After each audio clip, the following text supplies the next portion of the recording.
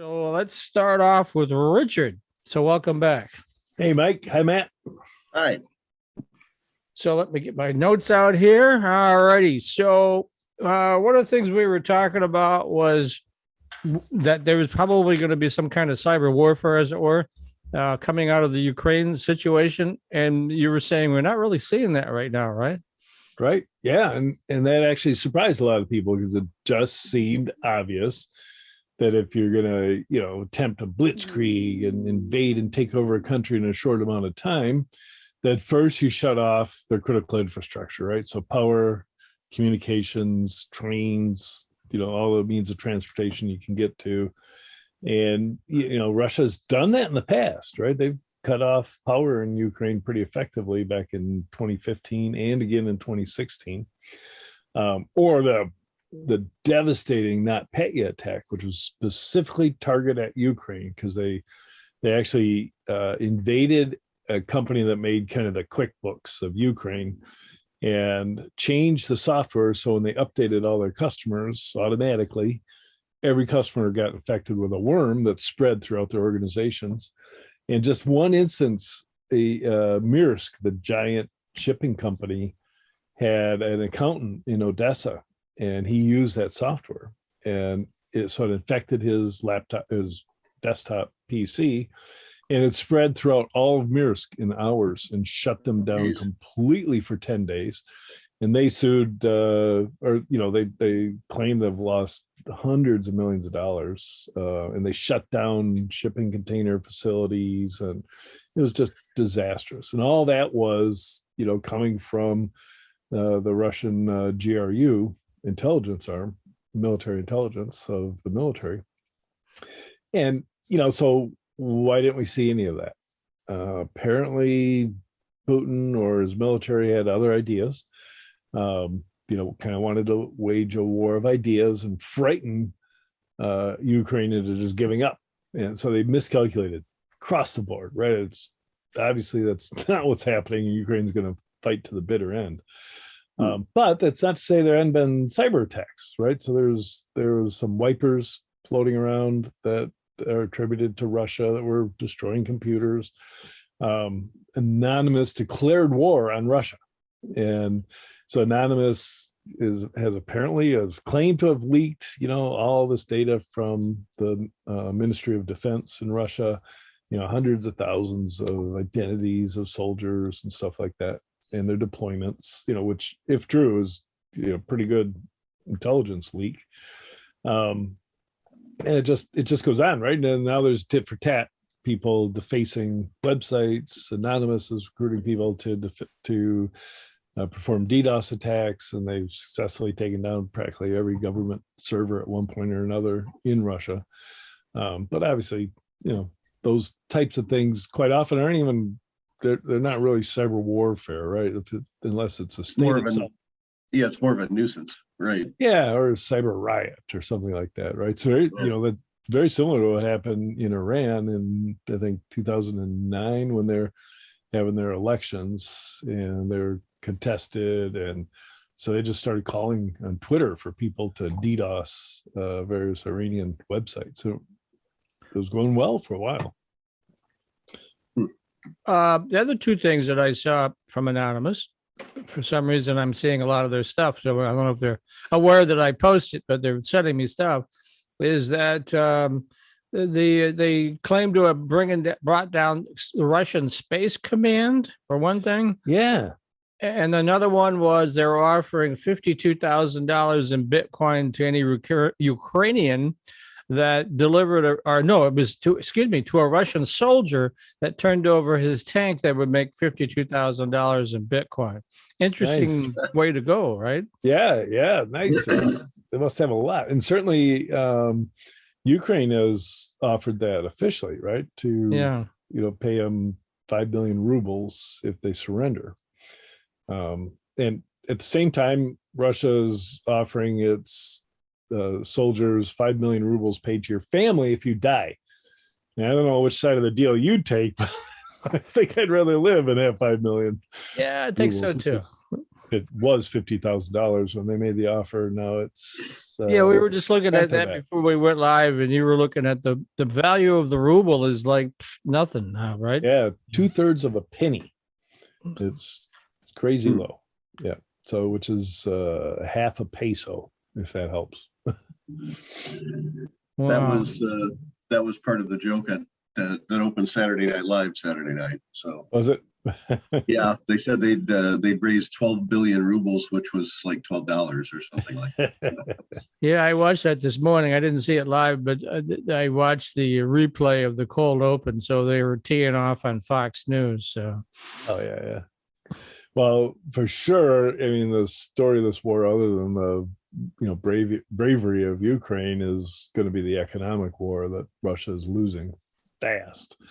And of course that's an end run, because an economic war causes an unhappy populace, and the populace revolts. They riot in the streets, and eventually the police join them, and then the regime is over. Russia's done this.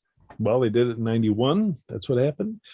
And of course, in 2018, when Lenin and Trotsky created a revolt that very handily won against both the Red Army and the White Army at the time. I think that was actually 1917. You said 2017. Oh, I'm sorry. Yeah. Because Lenin's been dead for a long, long time, since like 1924 or something. Yep. Some people say he still lives. He still lives. He's in the Kremlin Wall. Yes. Yep. oh, okay. Yeah, I heard- along with John F. Kennedy, who's now 104, right? Yeah, or something. Yeah. Right? And of course, Elvis. Elvis is still around. Don't believe Elvis is dead. Not true. Yeah. So, Yep. so what about Sighting this, in Michigan. Yeah, what about this? Yeah, he was living in Kalamazoo. That was the claim anyway. So what about this hack of train systems in Belarus, which is a Russian ally? Yeah, so that came out yesterday. Basically, the hacking group calls themselves the Belarusian Cyber Partisans. So this is purportedly a hacking team in Belarus that objects to, the Belarusian government, as everybody does in Belarus. And they're very anti-Russian, and they don't like the fact that Russia deployed military to Belarus to quell their riots. So they claim they've disrupted the train systems, and they posted a telegram message supposedly from the train union, warning that the Russians were putting the tanks on just tented caravans on their trains, because the rail cars had all been caught, whatever. So basically, that is an act of war, right? That's a cyber war. If you are interrupting the logistics of military supplies to an ongoing battle, that can be classified as an act of cyber war. So that's that. I'm tracking that as close as I can. It's hard to corroborate anything in this environment right now. But if that were the case, that would be, just the sort of cyber attack that you should engage in if you're engaged in moving a lot of equipment around. Matthew? All right. So what about this Ukrainian IT volunteers issuing a target list for DDoS attacks? Yeah, so the president called for forming a cyber militia, essentially, in Ukraine.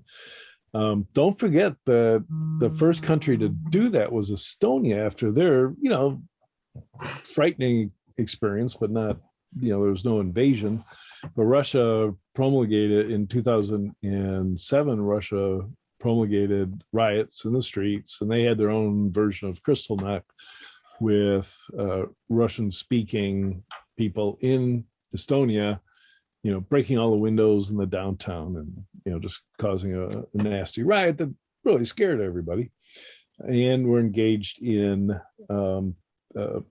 DDoS attacks against the president's website. And eventually went to meet the president of Estonia, Toomas Ilves, a couple times, when I was writing up the history of that. Soon after that, not only did they create the EU Center of Cybersecurity Excellence in Tallinn, but they formed a cyber militia. because the cyber militia is actually what defended them against these massive DDoS attacks. The entire country at one point was cut off from the internet because there was so much traffic coming in.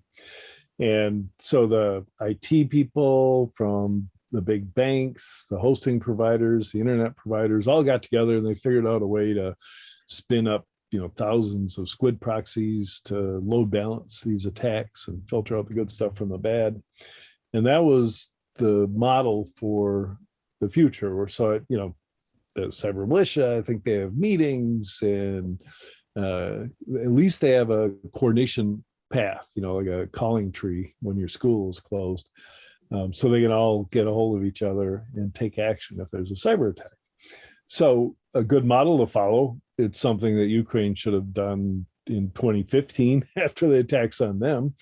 It seemed like Ukraine waited to do a lot of things until after the invasion started. But they've gotten thousands of volunteers say, yeah, I'm in. And they published on their Telegram channel a list of targets. So the URLs and IP addresses of the Russian, Ministry of Defense, etc. And they're encouraging people to base DDoS, try and hack them, deface them, etc.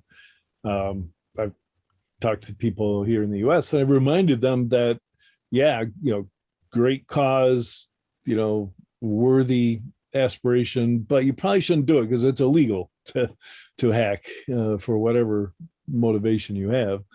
And you don't really want to somehow be caught up in that and have that on your record.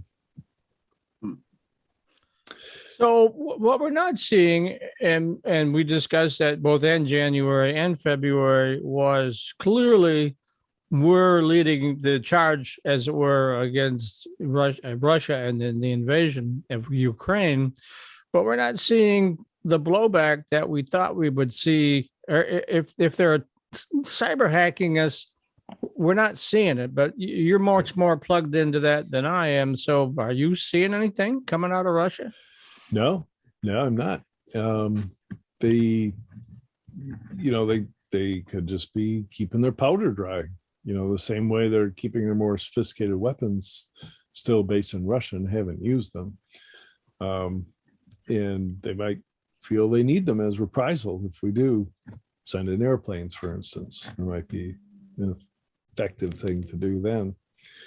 And they really don't want to engage in that war. I think at this point, they know that no matter what they think they can do to the United States, they probably feel like I do that the U.S. could shut off everything at once in all of Russia if they wanted to. Yeah.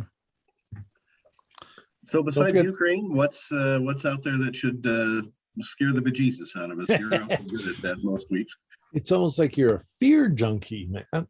He is. He gets off on that, but interesting. Ransomware is still our biggest concern as business owners, for the most part. And an interesting development there is that as part of the anonymous hacking that's been going on, somebody breached and leaked, just hundreds of thousands of recordings of chat sessions inside the Conti malware group. So Conti is the major competitor of REvil. And you'll remember 6 weeks or so ago, REvil was rolled up and arrested by Putin, with live television covering it, so maybe there's something staged about it. Maybe REvil is now working directly for Russia. But Conti, they had a lull in REvil's activity, so they could grab market share for engaging in ransoms and collecting ransomware. So this leak exposed a lot of things about them. First, they're adamantly pro-Putin, right? They're going to fight to the death to protect Russia and will attack any country that supports Ukraine. But we see that in their chats. But we also see the main characters, how they select targets. Some of their targets are revealed, how the structure of their affiliate networks work. So just really, really important leak. If anybody wants to learn more, just go to Krebs on Security and read what BrianKrebs has been writing, because he's read all of the chat logs. I started reading them and I'm going, this is not my thing, man. It's boring. They're just, kids talking hacker language, chatting with each other, and just doesn't make good reading. But good old BrianKrebs read it all and is digesting it and filtering it out for us. Should get him on the show. Yeah, you should. Yeah. He'll gladly do it. I think $30,000, and all the questions submitted in advance, and can't go off script. Yeah. Okay. Well, I think we'll pass on the $30,000 honorarium. So you could charge $10 per viewer to hear him speak, and all you need is 3,000 viewers. There you go. 3,000. Okay. Well, we'll see if we can program that, but I'm not sure whether folks would want to pay that. But so yeah. When is the new book? When is the new book coming out? So in 1 week, I'm releasing the galley proofs to the printer out in Chelsea, Michigan, one of the last book printers in Michigan. And so the book will be ready, on or before the 25th. I'm going to pick them up in my truck. Might take several trips and take them to my warehouse in Warren. And as soon as they take them in, they can start unboxing them and shipping them out to everybody who took a pre-order. So how many pre-orders do you have approximately? Just over 120, which is okay, pretty good for the very first book last year's book had 328 pre-orders on Amazon. And then along comes, because back then, even a year ago, Amazon didn't do their own print on demand for hardcovers. So I had Ingram Spark do the printing and then distribute them to Amazon. And when there's pre-orders, they pre-print them and ship them to Amazon warehouses. On the day the book was supposed to be available, Amazon emailed everybody and said, there's delays in getting your book. Click here to cancel your order. Oh, so they just, took this nasty action, which I felt personally, they hurt my business dramatically. Yeah. So that's why I gave up on them, and now I print the book myself. Okay. So it'll be, and of course, I'm not printing as many as I used to, because I printed 8,000 copies for the first book, 2020, and sold 500 at the big RSA conference right away, and it looked like it was just going to be on a roll and I'd sell out. And then COVID hit, and all the speaking engagements and book signing events were canceled, every one of them on March 7th. So it's exactly 2 years since I got all that news. That's right. And two, even though 2020 was the highest printed book sale year on record in the history of books, that was 2020, they weren't people buying fairly technical books about the industry or professional or self-help books.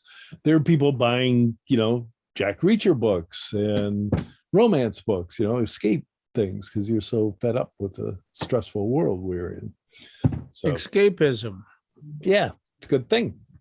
So my daughter keeps telling me I should be writing fantasy science fiction. There are a lot more people interested in that than cybersecurity, which she's right. Definitely true. Definitely true.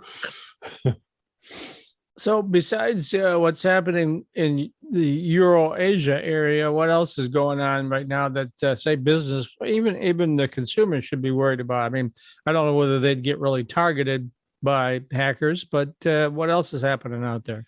Yeah. So consumers still are targeted, right? And with phishing attacks that you click on, etc.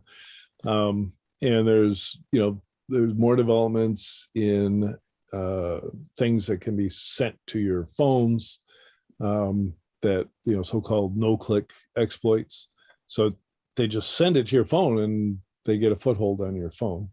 Those are extremely scary. One of those is provided by the NSO group. which is an Israeli company that sells their software to law enforcement. So it's kind of it's a shady area for somebody who covers cybersecurity companies. The NSO group, should be included in that, because very, very savvy ex-military, but they're working on the other side, right? They're creating malware and spyware to help law enforcement do their jobs. All well and good until you sell it to the wrong law enforcement agency. So in the Middle East or somewhere, and they want to track political radicals and arrest them. Supposedly Khashoggi was tracked with that software, and of course he was, killed and dismembered in the Saudi Arabia embassy. So nasty stuff. And it's this is one of those cases where you'd say, well, I'm not targeted, or I haven't done anything wrong, so I don't have to worry about that. But I'm talking to two journalists, and you're the primary target for this kind of activity. So keep that in mind. Careful. Yes. Keep my phone well protected, right? So don't click on links. No, never do. I mean, neither do I. And I get hit with a lot of those. They're trying to get me to do this, that, or the other, and I go, no. Richard Stiennon said that was a bad thing. I can't do that. So I always listen to Richard. So I can't tell you how many phone calls I get telling me that I bought an iPad somewhere. Oh my goodness! And that I need to verify this transaction, right? So yep. Have you seen the flower seed scam in action? It's really perplexing. No, I haven't seen that one. So our neighbor actually, called us up. She said, "Did you guys order, like an iPhone cover and, little trinkets, right?" And no, so we kind of researched it, and it's part of the scam. So if you're trying to sell on Amazon, you need to have reviews from people who are verified as having purchased the product, right? So these accounts, probably thousands of them, go on and they purchase a product and have it shipped to your address because they don't, where else would they send it? And then they write a review. And so they're just upping the number of stars that a product has. So it rises to the top. So it's nice for the recipient, there's nobody to send it back to. And, but it was started with very lightweight things that wouldn't cost a lot to ship, which were flower seeds. So interesting. I had not heard of that one. So if you get strange packages in the mail, if they have white powder on the outside, don't open them. Call the CDC. But other than that, if it's from an Amazon delivery person, it's just don't fret about it because it's not like you're targeted. Yeah, and they just throw that on the front porch, and unless I go out and look for it, I don't even know it's out there, right? So right, yeah, I like it when they send you a picture.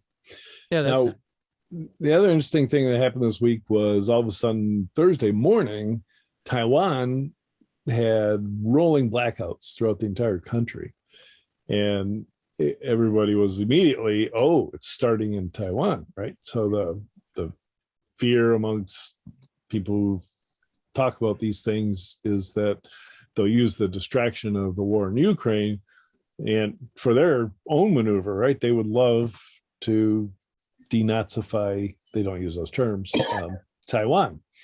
And, they're ready to go. And we've had crises in the past. I track it because in my book, There Will Be Cyberwar, I use that as the model for when you'd have the first, major countries engaging in a battle where cyber war was used to win the battle. It was all hypothetical. But I said it in 2018. I figured that's 2 years out from the date I published the book. That'll be a safe date. Something like that's bound to happen. Of course, it didn't. I should just republish the book with a date that's further out, right? Make it 2024 again. Yeah, I'm not sure that anything has much changed. I mean, China, mainland China, PRC, still wants Taiwan. But yeah, I figured the same thing, that with everyone distracted in the Ukraine, what better time for them just because then the U.S. is going to be in a royal fix. How do we deal with that? So yeah. And that's now, mind you, if China is smart, they'll watch what happens in Ukraine, and that's the thing to worry about. If Putin actually succeeds and puts a puppet government in and basically establishes Ukraine as a puppet state, then we got a problem, right? Because what's he going to do next, right? He'll consolidate those winnings, get Ukraine back on its feet, start bleeding it dry as he did to Russia. And China will see that and go, okay, so you can do it and there's no repercussions from the international community. Let's just do it. So, but in the meantime, we've got, the president of Ukraine showing the rest of the world's leaders how to be a leader. Everybody's quite impressed. And at this point, if you see the wonderful videos of him as a dancer and a comedian in his earlier life, you just go, wow, what a great rounded person. President and leader during a war, and he can do all these other things. And he's a lawyer too. So see, I didn't know he was a lawyer. I knew he was doing improv comedy for a while. So that's an interesting combination too, because it means you can think fast on your feet. So, exactly. Right. Yeah. You can do, for him to stand in front of a crowd and talk, no problem. And for him to talk to journalists, no problem. He can think fast. So that'd be like electing a reality show TV host as president or something crazy like that. Could never happen. I know. I just can't imagine that ever happened. Yes. And isn't the mayor of Kiev a former heavyweight champion? I think he was a boxer. Oh, no kidding. And now he's created his own little militia group, and they're out in battle gear fending off the invaders. Well, even here, the Ukrainian women are kind of like the Israeli women. As we all know, the Israelis, it doesn't matter if you're male or female, you're going to be in the army when you leave with their equivalent of high school, right? Yep. But I was just watching the news this morning, and the Ukrainian women are armed to the teeth and headed to the front lines, Yeah. So now the good opportunity to warn people to really take everything that you see with a grain of salt, because Ukraine is doing a fantastic job of psyops, right? You notice that you never see videos of them actually engaging in a battle, right? So the Ukrainian people are not showing those photos and videos, and the soldiers don't either. All you see is burnt out Russian tanks. So they're doing a tremendous job of psychological operations. That bombed out residential neighborhoods, to you have to get of the Russian attack, right. You have to get that word out, but still, wait until the New York Times publishes it before you retweet it and stuff. Well, actually, I was seeing it on some of the cable news channels, so I don't know whether they're being duped or not. No, I don't republish stuff from Facebook. What I do is when I get something I think that's interesting, then I go to the source to make sure that it's really coming from them before I republish on Facebook, so. Right. I get that smart news app. So that's why I read all these things from around the world, because that's what that thing does is, consolidates all the great news from whatever your particular interests are. Yep. So anyway, Richard, one more time, let's go ahead and plug your Security Yearbook 2022, right? Yeah, so you can pre-order Security Yearbook 2022, and everyone who pre-orders gets a signed copy. So if I didn't figure it out, I'll just go to the warehouse and sign enough to cover the pre-orders, and those are the first ones that go out. So 20 years from now, that'll be worth thousands of dollars, so. Yeah. Like at least a 2% return on investment. Yeah, absolutely. And you get that at it-harvest.com. That was